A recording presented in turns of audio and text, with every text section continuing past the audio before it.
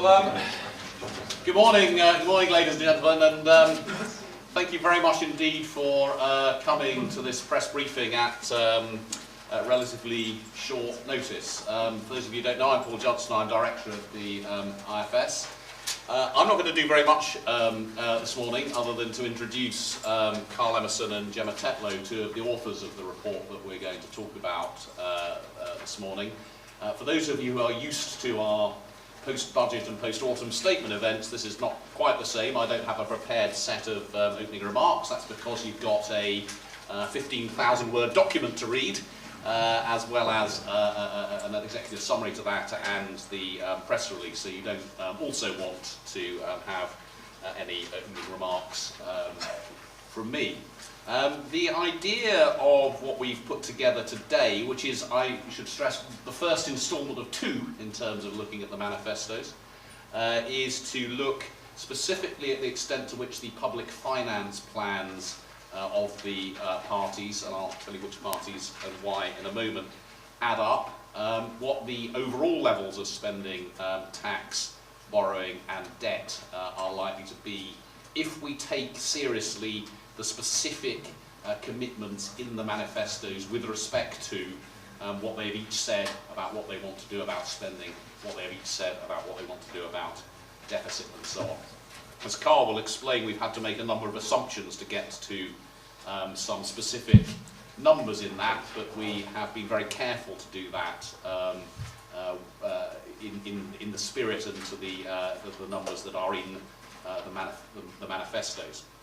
As I said, this is the first instalment of two. We are looking at the kind of big fiscal picture today. Our plan is that similar time next Tuesday morning, we will look in more detail at the impacts of the specific tax changes and particularly benefit changes that are in the various manifestos. Try and give some sense of their impact on the coherence of the tax and welfare system and some sense of what they might do for distribution. But that's not what we're talking about today. We're looking at four parties. We're looking at Labour, Liberal Democrat, Conservative and Scottish Nationalists. We would like to have looked at more, but we've done this really quite fast given that the last manifesto was only published on Monday. We haven't got the resources to look at more, and we've chosen those four because those four seem the ones likely to have the most seats in the forthcoming Parliament. So specifically, we have not looked in detail at Greens and UKIP. This is not intended as a disrespect to those parties, merely a statement to some extent of the limited resources that we have. As you will see, there remains a lot of unknowns in terms of what the specific parties are going to do, and part of what we hope to make clear here is what are at least the known unknowns in terms of what's in the manifestos with respect to their fiscal rules. I won't say any more. I'll pass directly on to Carl, who will take you through a broad sense of what we've done and the overall debt and borrowing consequences of what the parties are saying, and then Gemma will talk in considerably more detail specifically about what those might mean for spending. Thank you, Paul. So the exercise we're going to present here is basically taking the OBR numbers from the budget and then which show what would happen under coalition policies going forwards, and then adjust that for the statements in each of the four parties' manifestos. Now, when we do that, we're going to come up with a whole set of quite precise sounding numbers. It's not because we think the world will evolve exactly as our scenarios suggest. There's lots of uncertainty. The OBR's numbers will be proven wrong in many respects.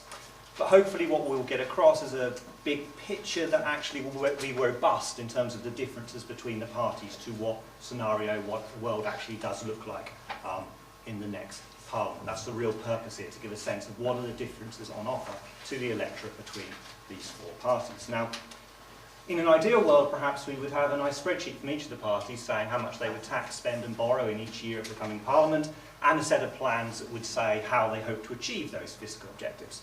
Now, we don't have that. We have varying degrees of detail from each of the parties. Where we don't have details, we've had to make some assumptions to come up with those scenarios. So I will talk through those in a bit. To remind you all of the challenge, this shows government borrowing as a share of GDP since the financial crisis began. It's natural to look at this as a share of GDP, and you can see that over the current Parliament it's been halved from 10% of GDP to 5% of GDP in the financial year that's just finished. 5% of GDP is still a lot of borrowing compared to other countries, and also the UK historically. Only on 3 occasions between the late 70s and the financial crisis happening did we borrow more than 5% of GDP. And all of the 4 parties that we're going to look at today have committed to reducing the deficit over the coming Parliament. It's important to remember that when you reduce the deficit, that's a form of austerity. It's going to require spending cuts or tax rises as a share of GDP. To give you a sense of scale, if you take 1% of GDP off the deficit, that's about £19 billion. So it would require a £19 billion spending cut or tax rise. So what have we done? Well, starting with the Conservatives, now they've not been completely explicit about what level of borrowing they'd like to achieve in each year of the coming Parliament. What they've said is that they would like to balance the current budget, so borrowing to invest, but balancing the rest of the budget in 17-18, and balancing the whole budget in 18-19, so running a surplus from that year onwards, tax revenues having to exceed all public spending. And they want to ensure that debt keeps falling as a share of national income. What they've also provided is a set of specific plans for public spending, and they've proposed a whole load of changes to the tax system and indeed to the benefit system. So under our Conservative scenario, the deficit would fall by 5.2% of national income between the financial year that's just finished and 2018-19, achieving a surplus in that year. And this would be consistent with both of the 2 statements that I've set out above, the 2 fiscal objectives they have. Turning to Labour, well, they provided disappointingly little information on what they would borrow if they were to form the next government. What they've said is they want national debt falling and a surplus on the current budget as soon as possible in the next Parliament. They don't tell us how soon, and they don't tell us what size of surplus on the current budget they would like to achieve. They have another objective, which is to cut spending in unprotected departments every year until they meet their first objective. So what we assume is that Labour would stick to the government's plans for 15-16, the plans that they would inherit were they to form the next government, that they then freeze unprotected departments, or deliver very small cuts if you like, and we find that that's sufficient to bring them to a current budget balance in 2018-19. We then assume that they keep to the current government's investment plans and that they borrow to finance this in its entirety. So conditional on that level of investment, that's Labour borrowing as much money as their rule would allow. What we find is that they would reduce the deficit, they would reduce it by 3.6% of national income between the financial year that's just finished and 2018-19, so that borrowing would be at 1.4% of GDP in 2018-19. And this would be consistent with both of the 2 statements that Labour has made, but it's worth noting it would involve debt rising as a share of GDP between the current financial year and the next financial year. Liberal Democrats, we can give them a small tick. They've been more transparent than the other parties about their overall fiscal plans, at least through to 2017-18. And they've also provided 2 medium-term objectives. They've said that over the cycle they will borrow only to finance investment in things that will help our economy to grow. And they've said that they want to see debt falling in every year except during a recession. And I don't believe they're planning on a recession in the next Parliament. So we assume that the Lib Dems would keep to their plans through to 2017-18 and thereafter maintain borrowing at about 1% of GDP. So in our scenario, the Lib Dems would reduce the deficit by 3.9% of GDP between the financial year that's just finished and 2017-18, and they would be borrowing 1.1% of GDP in that year. Finally, the SNP. Now, they, like the Conservatives, have not been completely explicit about what level of borrowing they would like in each year of the current Parliament. What they've said is that their proposal would see borrowing and debt falling each year as a share of national income. But they have provided a detailed set of plans for both public spending and proposed a set of changes to both the tax system and the benefit system. And crucially, what they have said is that they will increase total public spending each year, in real terms, by the equivalent of 0.5% on departmental spending. So you take departmental budgets, that's less than half of what government does, you increase that by 0.5% a year in real terms, and that money is available either to spend on departments or to spend on other things, like welfare. And in our SMP scenario, borrowing falls by 3.6% of national income between the financial year that's just finished and the end of the coming Parliament, reaching 1.4% of GDP in that year. And that is consistent with falling borrowing in all years, but it would have debt rising between this year and next year, so it would contradict their first statement in the first year of the next Parliament, although debt would be falling thereafter. So we can now compare the borrowing plans of each of these four parties. The Conservatives would reduce the deficit to 2018-19, indeed achieving a surplus in that year, before holding the surplus at that level. Labour would reduce the deficit less quickly and would stop doing so in 2018-19 when they'd be borrowing 1.4% of GDP. The Liberal Democrats, they've said that they would be somewhere in between the two, and indeed their plans achieve that. They would reduce the deficit through to 2017-18, not as fast as the Conservatives though, and then they would hold it at around 1% of GDP. And finally, the SNP have a slightly slower path of austerity, getting to the same level of borrowing as Labour in 2019-20. Notice that they're the only party that would still be doing austerity in 1920. All of the other parties have the deficit constant in that year. So the Conservatives would deliver a surplus, or a bigger deficit reduction, indeed a surplus. And one advantage of that is that you end up with less debt, you end up spending less on debt interest, and potentially you leave the country better prepared to deal with any adverse event that comes along. So how big would debt be under each of these parties? Well, we see here that debt doubled as a result of the financial crisis, from 40% of GDP to 80%. Under the Conservatives over the next Parliament, it would fall from 80% of GDP to about 72% of GDP. Under Labour, debt would also fall, but it would fall to just 77% of national income under our scenario. The Lib Dems would be somewhere in between, while the SNP, because they're doing austerity just a little bit slower than Labour, would have slightly higher debt. So between the difference perhaps you're most interested in here is the one between Labour and the Conservatives.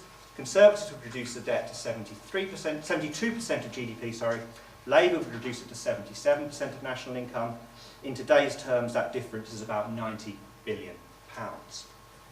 Now, we can extrapolate this scenario going forwards. Obviously, there's a lot more uncertainty. We have to assume that each of the parties would be borrowing the same amount going forwards, but it's obviously the case that if we got to 2020 with a surplus, we'd be better placed to continue running surpluses going forwards if that's what we wanted to do. And if we did that under the Conservatives, you could imagine by 2030 debt falling to about half of GDP, still above pre-crisis levels. Under Labour it would fall to about 2/3 of GDP. Again, the Lib Dems somewhere in between, the SNP debt scenario pretty similar to Labour's. So I'll now turn to look at the levels of tax and spending that would be consistent with these levels of borrowing. So when we look at the specific policies that the Conservatives have set out, remember that they want more austerity than any of the other parties we're presenting here. Well, actually their specific policies are a net tax cut of just under £4 billion in today's terms. But it's also the case that they want to raise about £5 billion from largely unspecified anti-avoidance measures. Now, if they were to achieve that, we would say that they've got a small net tax increase of about £1 billion in their manifesto. Labour's specific tax policies, we think, come to a net tax rise of about £6 billion. That's things like the mansion tax and the takeaway in pensions tax relief. They want to raise about £7.5 billion, again from largely unspecified anti-avoidance measures. If you credit them with that and add that in, you would get a tax increase of about £12 billion in today's terms. Lib Dems package, we think, adds up to a net tax rise of about £3 billion. They want to raise even more from anti-avoidance measures. They're looking to get £10 billion by the end of the Parliament. If you add that in, you get a tax rise of the same magnitude as Labour, £12 billion. The SNP's package looks broadly revenue neutral. The tax rises, many of which are very similar to Labour's, would essentially pay for some tax cuts. And commendably, while the SNP are saying they'd like to have more revenue from anti-avoidance measures too, they haven't predicated their fiscal plans on getting those uncertain revenues. So let's compare the profiles of tax under each of these parties. Under the Conservatives, we would see an increase in the tax burden. That's really driven by the policies set in place by the coalition, and the underlying fiscal drag in the system. In particular, in April 2016, there is an increase in national insurance contributions for those who are contracted out into defined benefit pension schemes. That policy is in the pipeline, and we assume that all of these parties would keep to that. Under Labour, there will be a slightly larger increase in the tax burden. The Lib Dems, the increase in the tax burden would be the same as under Labour, while under the SNP, the increase in the tax burden would look the same as under the Conservatives.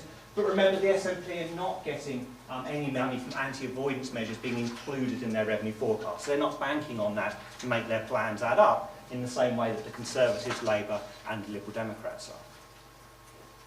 So I've shown you borrowing, I've shown you tax. That leaves us with a scenario to look at for public spending. This shows public spending as a share of GDP. It's been falling sharply in recent years as a result of squeeze on departmental spending and, more recently, a growing economy. You can see that the Conservatives would continue cutting spending through to 2018-19 before holding it constant as a share of GDP. You can see Labour would cut spending as a share of GDP, but cut it less quickly.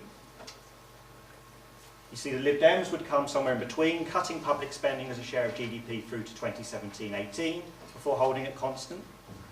And before I show you the SNP numbers, I think it's worth looking at a piece of SNP rhetoric from their manifesto. On page 8, it says that they reject the current trajectory of spending proposed by the UK government and the limited alternative proposed by the Labour Party.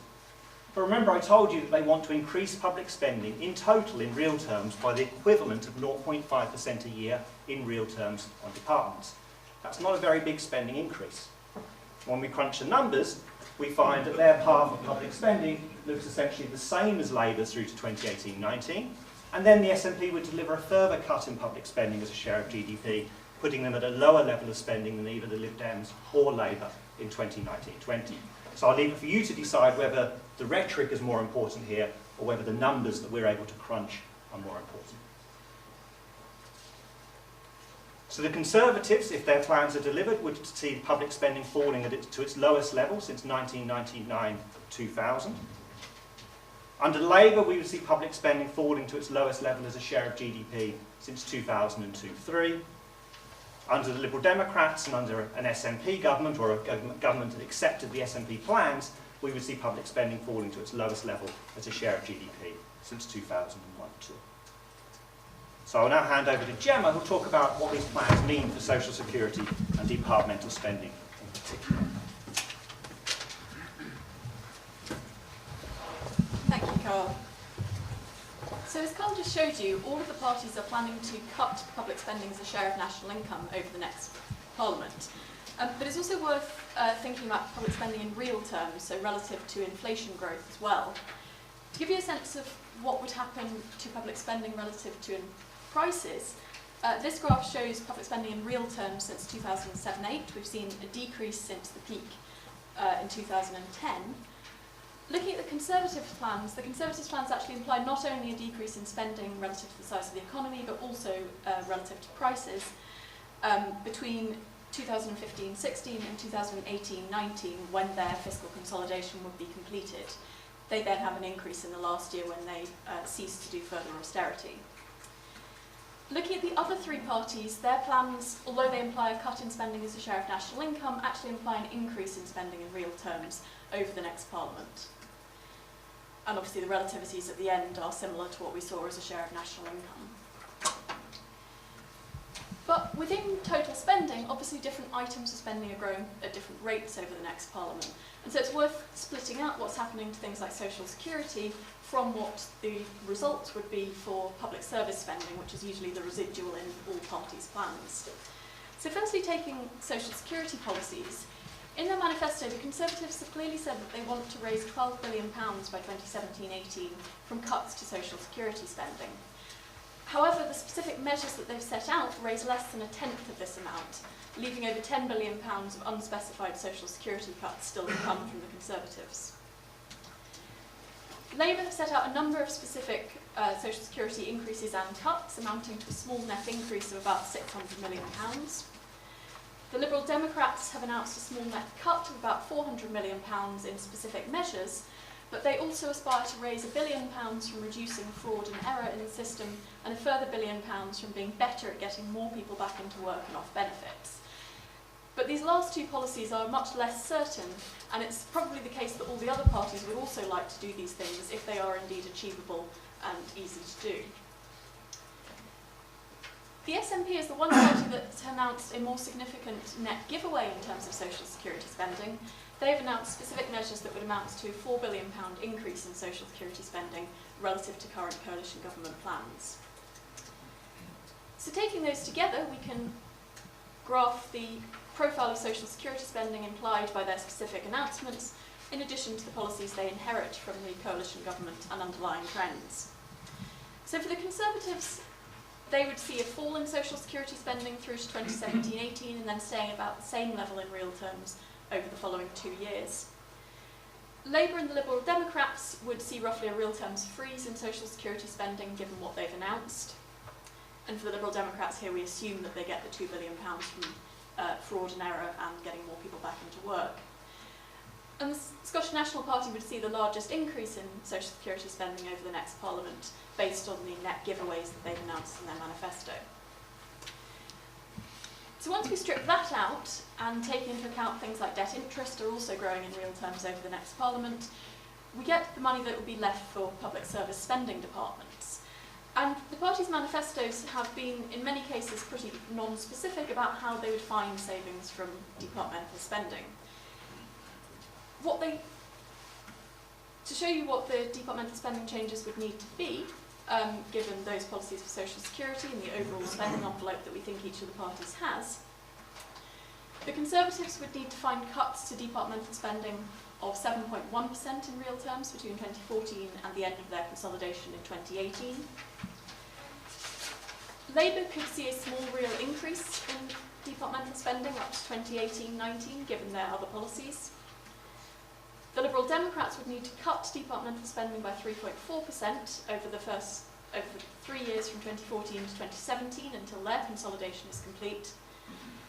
While the Scottish National Party, because of their increases in social security spending, would need to do a real terms freeze in departmental spending throughout the next Parliament all the way to 2019-20, given their plans for total spending that Carl described. So they've all been quite specific about things that they wouldn't cut in the next Parliament, and indeed things that they would increase. All have said that they would seek to maintain overseas aid spending at 0.7% of gross national income. That would require an increase in real terms aid spending. On top of that, the Conservatives had said that they would like to increase English NHS spending by £8 billion and protect per pupil school spending in cash terms. Labour similarly have pledges on English NHS spending and also to protect a wider definition of education spending. And the Liberal Democrats also wish to increase NHS spending by at least £8 billion and to protect education budget for 2 to 19 education until 17-18 and then increase it in line with economic growth. I should have said the Labour manifesto explicit pledges on the NHS are less generous than those of the Liberal Democrats and the Conservatives in terms of the NHS budget increases. But of course it might not be surprising if in fact they did increase spending on the NHS somewhat more quickly than their manifesto explicitly commits them to. But we assume here that they only do the £2.5 billion increase that's in their manifesto. The SNP, unlike the other three parties, have not made an explicit commitment to protect any part of the education budget, but they have said that they would seek to increase UK NHS spending by £9.5 billion above inflation over the next Parliament. That protection for the UK NHS budget equates to about a £9 billion increase in the English NHS budget, which is what the other three parties always talk about. So taking those out and taking the overall envelope that we have, where does that leave the unprotected departments? So where does that leave spending outside of the NHS, outside of education and outside of overseas aid? Well, firstly, those unprotected areas of spending have been cut over this Parliament, 2010 and 2014, by 18.1% in real terms. So what I'm going to show you here on this graph is the additional cut that will be required by each of the parties to get to the end of their planned consolidation period, so it's a different year for each of the parties, given what they've told us about their tax policies, their social security policies, and their protections for certain areas of public service spending, what cuts would they need to find from other areas of public service spending to square the circle? Well, firstly, for the Conservatives, they would need to find a further 18% cut to these unprotected departments by 2018-19, coming on top of the 18% cut that those areas have already seen over this Parliament. That would amount to a cumulative cut of a third by 2018-19. Now, I should say, it's not that we can't add up. 18 plus 18 obviously doesn't equal a third, but it's a cumulative cut. Once you've already cut 18% out, then you get less from the second half. So a third is the cumulative cut, but it's 18% and then a further 18% in the next Parliament. Labour would need to find substantially smaller cuts to these unprotected departments because they are looking for a much smaller cut in total borrowing. They would need to find 1.8% real terms cuts to unprotected areas by 2018-19, bringing the total cut to 20%. The Liberal Democrats by 2017-18 would need to find a further 9% cut to unprotected areas, bringing the total cut to a quarter under their plans.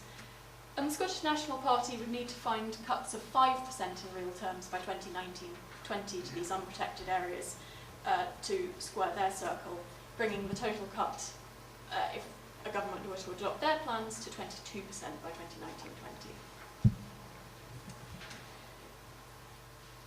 So we've told you in detail what we know about their tax plans, what we know about their spending plans, and the implications for departmental spending. So I want to go back now to what Carl told you at the beginning about their overall borrowing reduction and how all of their numbers add up given what we know about their plans.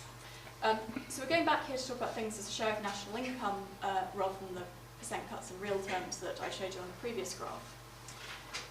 So as Carl said, the Conservatives are looking for a borrowing reduction of 5.2% of national income by 2018-19. Some of this they're going to get relatively for free from policies that are already in place and from underlying trends in tax and spending. In terms of tax, they think that an increase in tax as a share of national income from their policies will contribute a further 0.2% to their borrowing reduction. But that isn't coming entirely from unspecified anti-avoidance measures. Their specific detailed plans actually amount to a tax giveaway. On social security, they're hoping that will amount to a 0.6% of national income borrowing reduction. However, again, 9/10 of this cut is as yet unspecified in their manifesto. But at least around half of their planned reduction in borrowing is coming from squeezing departmental spending as a share of national income over the next Parliament. If you were to freeze real terms departmental spending for 4 years up to, for the 3 years up to 2018, that would deliver you a cut in departmental spending as a share of national income of 1.3%. But it's worth saying that that in itself is austerity. That means public services growing less quickly than the economy as a whole. Relative to that real freeze, the protections that the Conservatives have announced would actually increase certain areas of public service spending, meaning that they have unspecified cuts to unprotected areas of departmental spending of 1.5% of national income, or a £30 billion real terms cut to those unprotected departments. Labour are looking for a smaller reduction in borrowing overall. They think tax increase of 0.6% of national income will fill some of their hole, but largely again coming from unspecified anti-avoidance measures. Their social security plans are broadly revenue neutral, small giveaway. And so departmental spending is again delivering quite a significant share of this borrowing reduction. However, for Labour, a real terms freeze for 3 years through to 2018-19 would deliver most of the cuts that they require. They would need only a small real cut to unprotected areas to make the numbers add up. The Liberal Democrats are looking for a slightly larger reduction in borrowing, 3.9% of national income by 2017. They expect taxes to contribute 0.7% of national income, although half of that is coming from largely unspecified anti-avoidance measures. And social security spending reductions, again, are being driven by reductions in fraud and error and reducing getting benefit claimants back into work. For Liberal Democrats, therefore, that means that on top of freezing real-term spending for 2 years through to 2017-18, they would need to find cuts of about £12 billion from unprotected departments. It's worth saying that for the Liberal Democrats, unlike the Conservatives, this £12 billion cut to unprotected departments was mentioned in an appendix to their manifesto, whereas the £30 billion cut for the Conservatives wasn't mentioned anywhere in their manifesto. The Scottish National Party are looking for a similar size of borrowing reduction to Labour, although taking through to 2019-20. Their tax policies look broadly revenue neutral because, as Carl said, they, unlike the other parties, are not relying on unspecified tax avoidance measures. Their social security policies imply an increase there, so that's adding to the reduction they need to find elsewhere. And therefore their departmental spending cuts would need, departmental spending would need to fall by 1.6% of national income over the next Parliament. Now, if they froze departmental spending overall for 4 years, that would actually be enough to cut departmental spending relative to the size of the economy by that amount. However, they do have some pledges to increase certain areas of public spending, and therefore they would need to find cuts of about £6 billion to some other unprotected areas. Again, this wasn't mentioned in their manifesto. So where does this leave us then in terms of what the parties have told us and where have they been better and worse than each other in filling in details for the electorate in terms of what they can expect from each of the parties in the next Parliament? Well, for the Conservatives, they have provided a firm commitment to eliminate the entire budget deficit in the next Parliament, and that does imply lower borrowing and debt falling more quickly than under the other parties' plans. However, they haven't provided anything like complete details of the measures that they would need to implement to bring this about. We're lacking detail on £5 billion of tax rises through anti-avoidance measures, £10 billion of social security cuts, and £30 billion of cuts to unprotected departmental spending that weren't mentioned anywhere in their manifesto. Those cuts to departments outside the NHS, overseas aid and education could mean an 18% cut in those departments over the 4 years from 2014, and coming on top of the cuts in this Parliament would lead those departments' budgets being a third lower by 2018 than they were in 2010. Labour's detailed policies look like they provide a fuller description of what they need to do to meet their stated intentions for deficit reduction. Their measures on tax boost rather than reduce tax revenues. We are lacking detail on £7.5 billion of tax avoidance measures. But the departmental cuts that they've committed to in their manifesto out in unprotected areas would probably be sufficient to bring about budget balance by 2018-19. So on the face of it, Labour's detailed policies look like they provide a fairly full description of the borrowing reduction they need to achieve. But we can only really say look like, because for Labour, their borrowing pledge is very vague. They haven't said exactly how much they want to cut borrowing by, and given the government's investment plans, their pledges would be consistent with any reduction in borrowing of at least 3.6% of national income.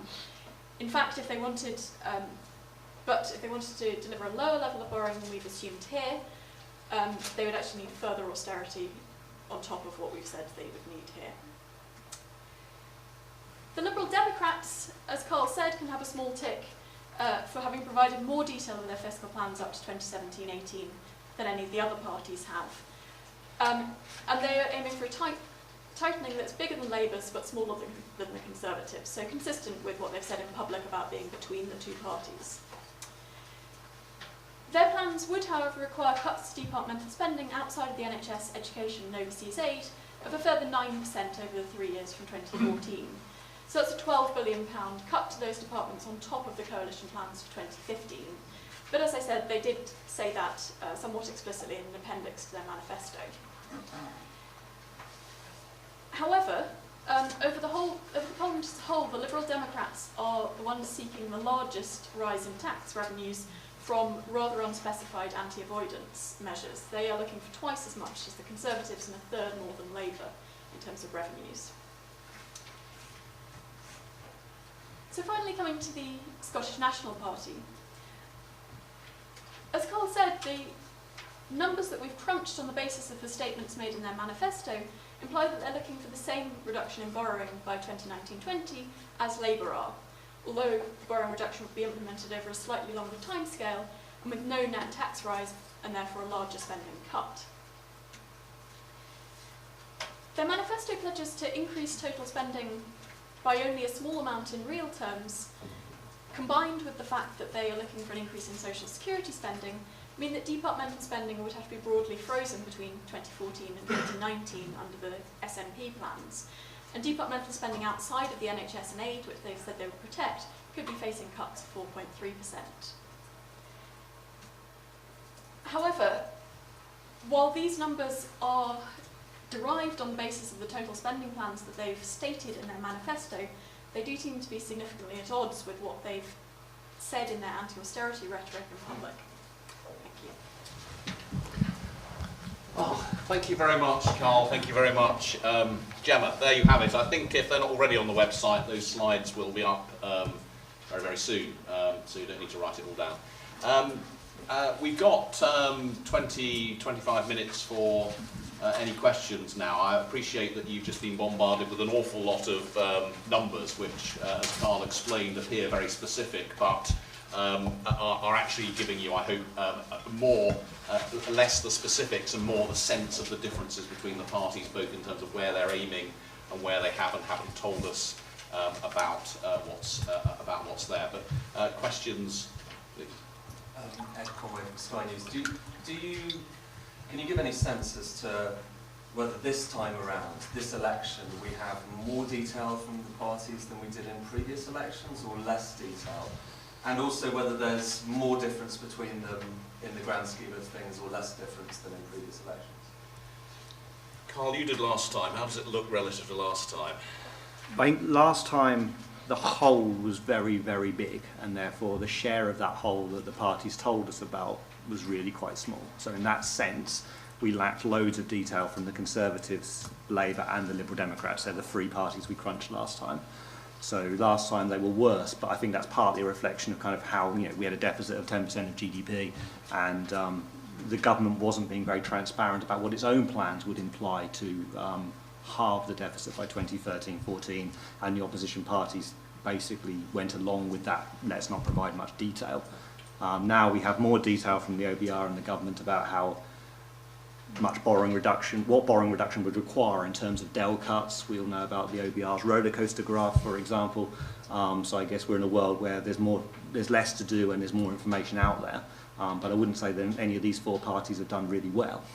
I mean, I think I would add two things to that. One is, I think what Carl said there about the plans of the last Labour government to have halved the deficit by 2013 tell you something about in a way, the pinch of salt with which you should take all of these plans, because even under the accelerated austerity under this government, that didn't happen because the macroeconomy didn't work out as expected. So just to reiterate the point, these are all making specific assumptions about the economy. In terms of your second question, Ed, about how big is the difference between the parties, my sense is bigger than we've seen in the past, and well, I've said this before, I think it remains the case, certainly bigger than any time since 1992 in terms of the scale of the differences in terms of where their fiscal rules would explicitly take them.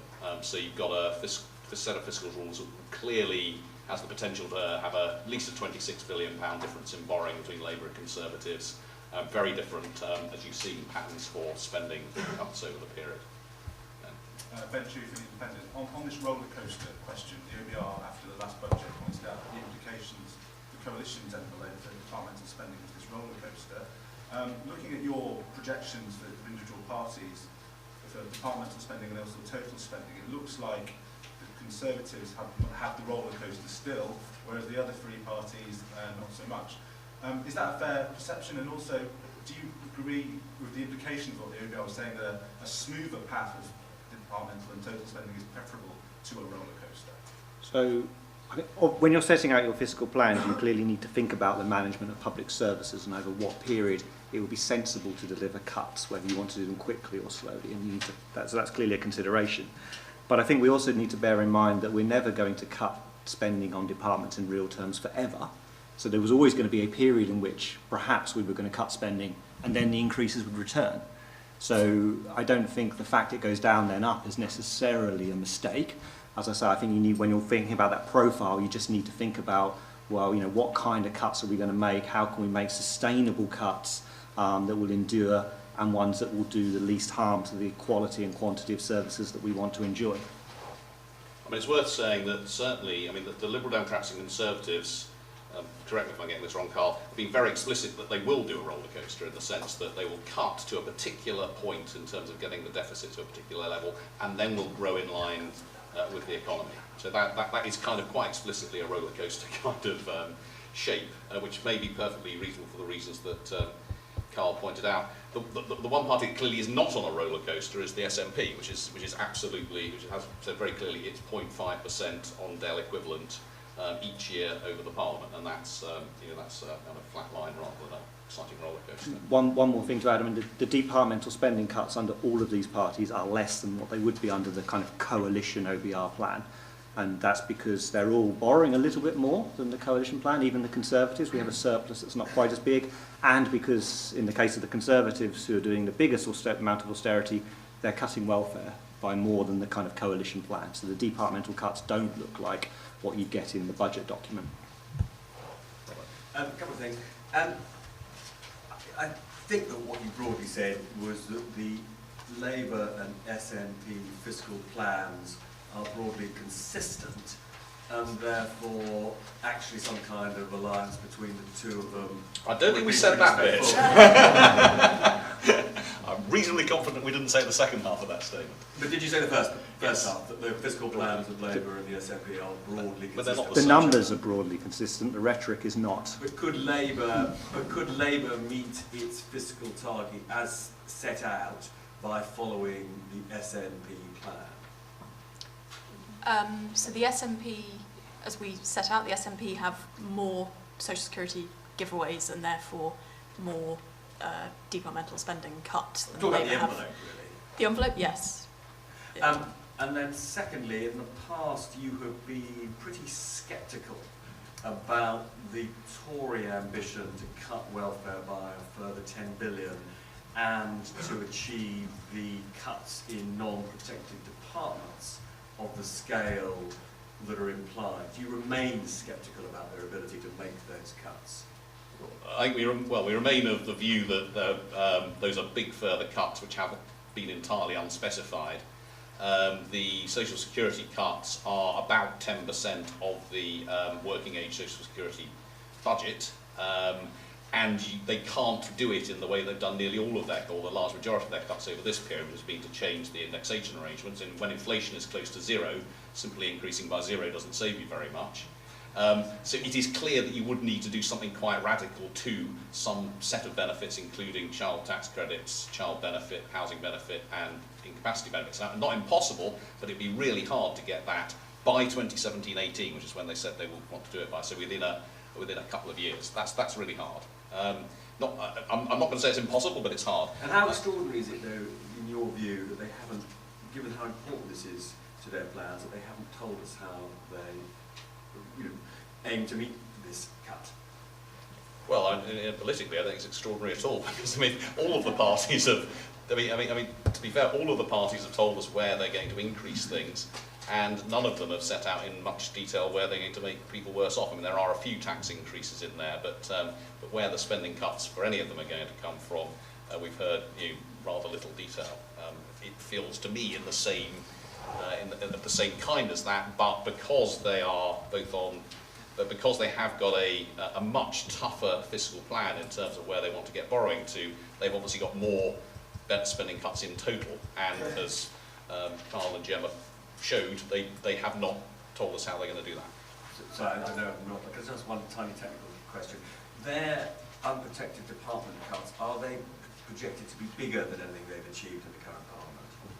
So the pace of cuts, unprotected departments, We'll crunch the number and get back to you, shall we? Right, let me go back. I'm confused by the SNP's plans. They say they will increase department spending by 0.5%, but you say that figures show they will be actually cutting. So they I haven't. quite said that. So they haven't said they'll increase departmental spending by 0.5% a year. What they've said is we will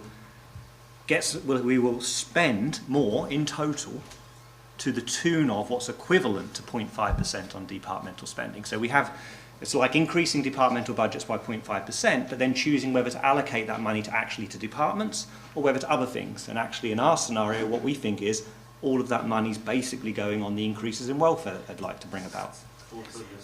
So things like not doing the move from disability living allowance to PIP. Those things are quite expensive. That soaks up the extra money, that soaks up the spending increases they'd like to see, which means they'd actually have to freeze departmental spending. Well, that plus the NHS increase. Yeah. And their spending plans would be in line with Labour's by 2020, but Labour would get that a year earlier. That's right, exactly right. No, so their plans look the same as Labour up to 2018, and then the SNP actually imply a further cut in spending on top of what Labour are planning. They would cut more than Labour. So are we talking about unprotected departments or the total here? The total, but also unprotected departments. This must be true, right? Yeah, must be true. So more austerity under the SNP. More spending cuts under the SNP than under Labour or the Liberal Democrats, according to the numbers from the SNP manifesto. In total? In total. Chris Giles from the FT. Are you being slightly too kind to Labour by assuming that they're only going to increase health spending by 2 billion above inflation rather than 8? So if you assume that they do the same as the other parties, does that then basically bring the SNP, Labour and Lib Dem on one side, all offering essentially the same thing, and the Tories on the other side offering something quite different? So for Labour, so we obviously concluded in those slides that they would need only small cuts to unprotected areas to make their sums add up if they only spend 2.5 billion extra on the NHS. If they were to spend 8 billion along like the Lib Dems and Tories have, that would bring the unspecified cuts to unprotected areas to more like 6 billion under Labour. Which would be more like the 6 billion that we said the SNP would also need to find from unprotected departments in their plans. Although it's worth saying that Labour have explicitly protected the education budget, whereas the SNP haven't, so we're assuming that the SNP could find some cuts to education, potentially. Would it bring them to... And that compares to a 12 billion cut in unprotected from the Lib Dems, so they wouldn't be needing as big a cuts as the Lib Dems. And that's partly because the Lib Dems, by assumption, are borrowing a bit less than Labour in our scenario. The Lib Dems are being more austere in our scenario. I mean, certainly if you looked at the overall numbers at the end, then the Conservatives are definitely in a different place significantly to the other three. I mean, the reason we've done what we've done is because we've used the numbers in the manifestos, and those are the numbers in the manifestos, but there must be a significant probability that Labour would spend at least at least 8 billion on the NHS, which, as you deduced, would mean under these assumptions additional cuts to unprotected departments. So whether you consider that being kind to Labour or not, I don't know. But under that scenario, then the very small cut to unprotected departments would without doubt be somewhat bigger. Tim Scott from the Press Association. Given you've had to make various assumptions about what's in there and what's not in the manifestos, which of the parties has given the best overall view in terms of actually what they will do? Where's the smallest set of assumptions, if you like, in each of the four? But I think it's up to 17-18, it's clearly the Liberal Democrats where we've made the smallest set of assumptions. I mean, and actually, because on the spending side, the SNP have said very explicitly what their overall spending envelope is each year, and in a way that means not very many assumptions on the spending side. It leads to a set of conclusions which, as we point out, are surprising given some of the words that have been used. A couple of things. I can't remember if it was the green budget or the post-budget analysis. You talked about the most likely outcome actually being tax rises, and the fact that, after many previous elections we've seen tax rises, and I think you even laid out a kind of menu of options. I wonder whether you still think, in reality, that that's the most likely option. This is what you've done, takes the spending plans at face value, but could you envisage further tax rises after election, whoever wins. And also, I wondered about the plausibility. You talked about how heavily the parties lean on the proceeds of tax evasion, and I wondered how, given previous estimates of how much you could raise through it and the success of them, I wondered how plausible you think those assumptions are. Yeah. Sorry, that's two. So on the tax rises, It's the most likely thing that taxes will have to. So when we look at, seem to be hinting at that after. so the reason we hinted at it is we looked at the net tax rise or cut by budget and found, rather astonishingly, the ones after in the 12 months after elections seem to have net tax rises associated with them. 92, 97, 2001, 2005, 2010, just to name a few recent elections.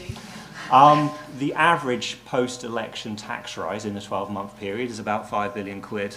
I think our Labour tax rise is about that magnitude. So would we be surprised to see a tax rise of that magnitude? Well, Labour have set it out in their manifesto, and that's what the average is. So under a Labour government, it wouldn't look like a shock because it's in their manifesto. Under the Conservatives, maybe things would be different. Who knows? I mean, as we described, the Conservatives clearly have a big hole to fill. They may decide to do some of that through tax. On the evasion and avoidance, it's just very, very, very difficult to know what a sensible number is to put on these numbers, even ex post, let alone ex ante. So I think one has to deal with these numbers with a degree of scepticism, but not in the sense that that can't happen, but in the sense that you certainly can't know that it will happen. Sorry, we haven't answered Robert Peston's question about this pace of cuts. Sorry, being rather slow up here. So the Conservatives' plans for unprotected departments. So as I showed you, they've done 18% cuts to those areas over 4 years of this Parliament. Their plans imply 18% cuts to those areas over 4 years, first 4 years of the next Parliament as well. So it's exactly the same pace of cuts. Yeah. Any more?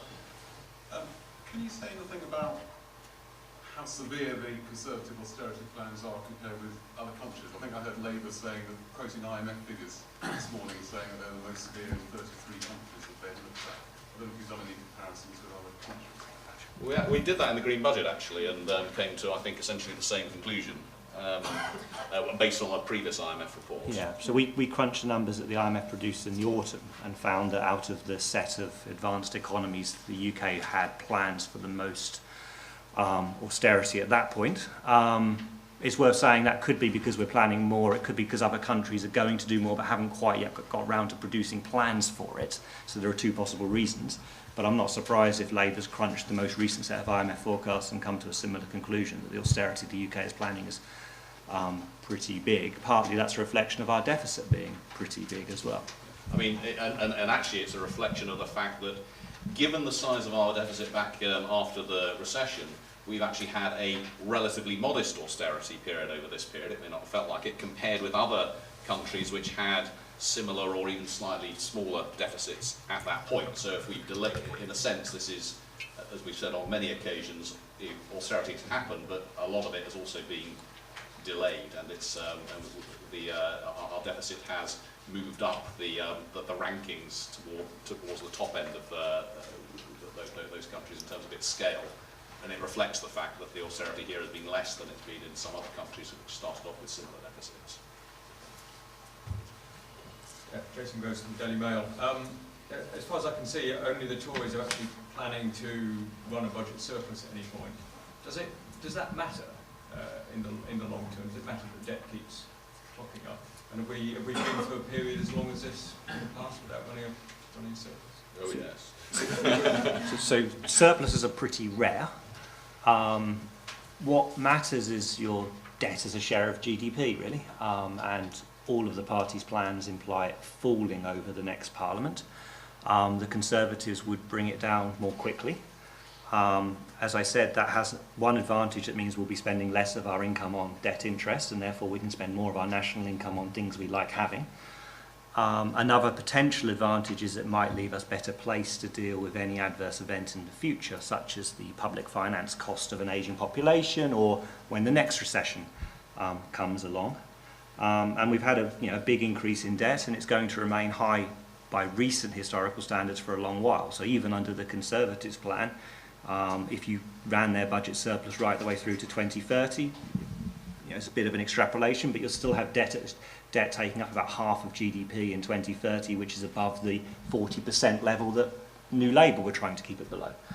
So we're going to have relatively high debt for a while. It's really a trade-off about how quickly do you want to get back to pre-crisis levels versus how much do you want to, on the one hand it's nice to get it down, on the other hand it's nice not to have to do tax rises and spending cuts. I mean, there is just an inevitable trade-off here, and it is, I think, quite nice for the electorate in a way that they've got a pretty definite choice between Labour on the one hand and Conservatives on the other, in terms of the one looking for more austerity and more spending cuts but getting to a reduced deficit and debt more quickly, and the other looking to do less dramatic and more plausible, arguably, levels of spending cuts and tax increases, but leaving us with a somewhat higher level of debt. That is a that is a big political as much as an economic trade-off.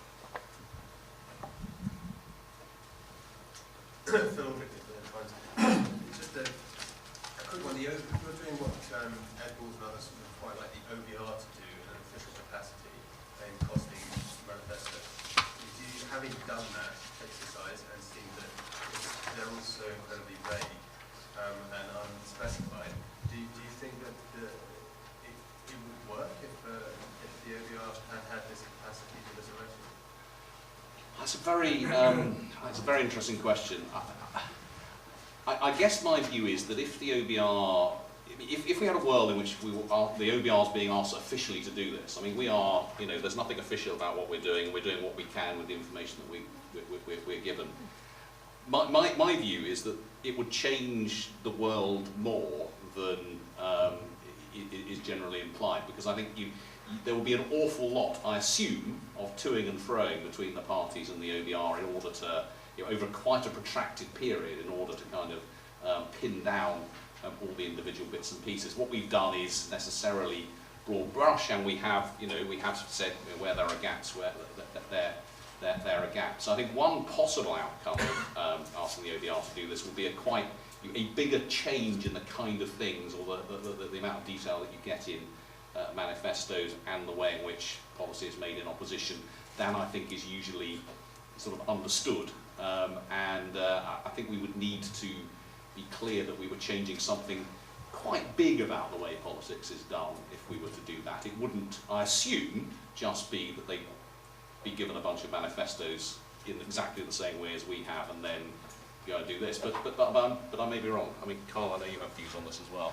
So I guess in terms of costing the policies, we've kind of done two things here. I mean, you can take policies like the Conservatives want to cut income tax, or the Labour wants to introduce a mansion tax, and you can ask, will these policies cost or raise as much as they claim?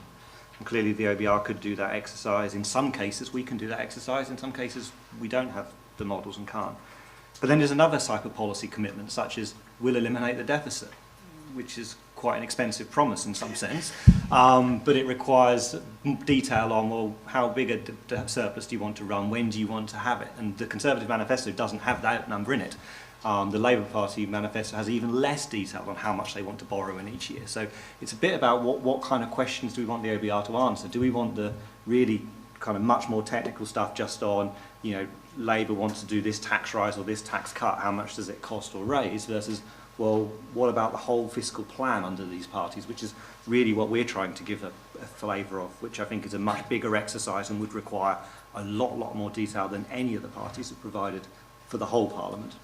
It's a really important distinction. I honestly don't think it would help the world very much if the OBR was asked just to do the first of the things that Carl described, because quite honestly we've been asked day after day through this campaign, do the childcare policies add up to the mansion tax policies and so on? And, it doesn't matter in a sense relative to the massive great numbers we're talking about here. The gaps of 30 billion or 10 billion or whatever are way bigger than the individual, whether the individual policies are precisely correctly costed. Now, that may be a bit different. I mean, we should remember we are in an unusual world at the moment where we've still got this great big deficit, and all the parties are talking about cutting spending relative to national income, and therefore there's lots of uncertainty. Now, that's not always the world we're in, but at that moment, the specific costings of things like mansion taxes and childcare policies are much less important than the big numbers. Any further? Sorry, as I said, you said that we protect rises under the Labour and SNP plans in 2016-17. I wonder what rough figure you've got for percentage of GDP in that, so we can get to. And secondly, on the, I think Carl said that there's must be a 5 billion tax take in the implied Labour manifesto for the first budget. How that breaks down in terms of scoring and how you score it, what the payment change might be. Well, on the second of those, the biggest part of that is the increase in pension tax, which tax on pension contributions, which comes in at, depending on which bits you're including, already happened 2 or 3 billion. The 50p tax, well, the OBR's central estimate as it brings in only 100 million, so next to nothing, but with massive uncertainty. It could bring in an awful lot more, it could bring in negative amounts. Then there are potentially amounts from a mansion tax and 1 or 2 other bits and pieces, but I'm pretty sure I'm right in saying the pension tax is the biggest one there. First question, presumably the answer is a small amount of increase in national debt. Yeah, so. Yeah, sorry, so to answer the first question, so for Labour, and I should refer back to earlier comments about preciseness of these numbers, we get it rising by 0.2% of national income, and it's 0.5% for the SNP. But I think it's worth saying that we saw in the budget the Chancellor managed to announce that unexpectedly debt would fall this year relative to last, simply by changing the timing of selling off some shares of some bank shares. A new government could not sell those this year and sell them in 2016 and probably managed to get it look like it was falling. So. What's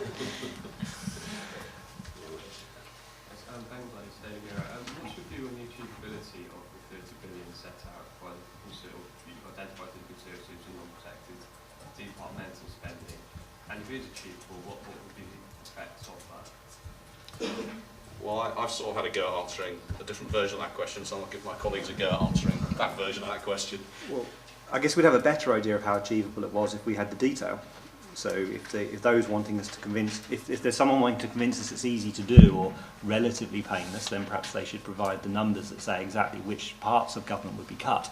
Would it be defence, transport, law and order, local government services such as social care? Where is it the money comes from? In terms of what it would feel like, as Gemma said, it's basically the pace of cuts for unprotected departments seen over the last 4 years, continuing for 4 more years. It's worth noting, though, however, presumably the government cut what it thought was waste and low value first. So that's presumably gone. Over the next Parliament, I think we can all hope that productivity grows more quickly, therefore private sector wages grows more quickly. That means the government will find it harder to squeeze public sector pay, at least in economic terms, than what it did over the last Parliament. And it's worth noting there are some other pressures in those areas of public spending too. The population is getting bigger, there's more of us, we're getting older. We've put a national insurance tax rise on those with DB pensions. Many of them are working in the public sector, so that means public sector employers will have to pay that. So there's some pressures there as well, which won't make it easy. Right, it feels like we have staggered to the end. So thank you very much. As I say, we will be talking in more detail about some of the specific tax and spending and particularly welfare issues next Tuesday morning. You're very welcome to come back if you can bear another couple of hours in our basement. But thank you all very much indeed for coming, and thank you very much to my colleagues and to Rowena and Samaya, who are the other co-authors of this fine document.